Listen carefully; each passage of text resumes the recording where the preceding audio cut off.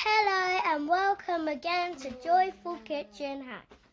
Is your puff game hit and miss? Sometimes round and other times wonky or flat? Keep watching for 3 tips on how to make perfect puff every time. Yeah, right. So the first tip is to make sure that you measure out all of your ingredients, every single thing, including the water, especially the water. The second thing is to check that your yeast is active and potent. If you're using instant yeast, then go ahead and use it like that. If not, then you need to activate your yeast with warm water and sugar. Check the packaging of your yeast to find out if it is instant yeast or if it is active dry yeast. Now, don't forget, you need to measure that water. Measure it, yes.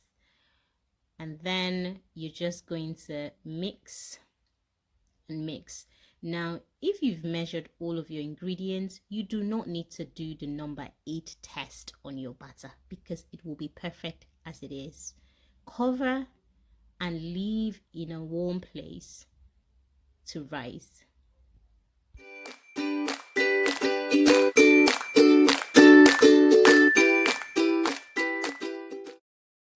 So now that the batter has doubled in size, we're ready to fry.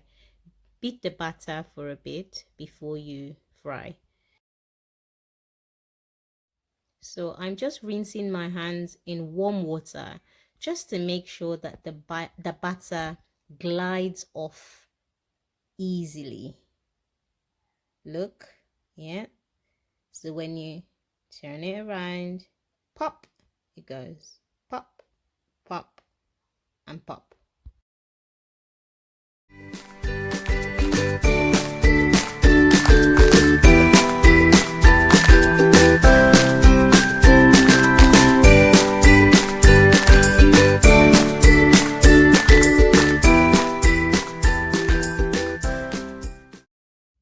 Okay, so one of the ways that I check that my oil is hot enough is if the puff sits in the oil to cook for at least 4 minutes. Anything under that, chances are the oil is too hot and it wouldn't cook properly on the inside. That's it. I'm done, and I'm just going to enjoy this, my perfectly fried puff. Round, well cooked on the inside and on the outside. Aha! Now it's time to enjoy. Bye bye. Thank you so much for watching.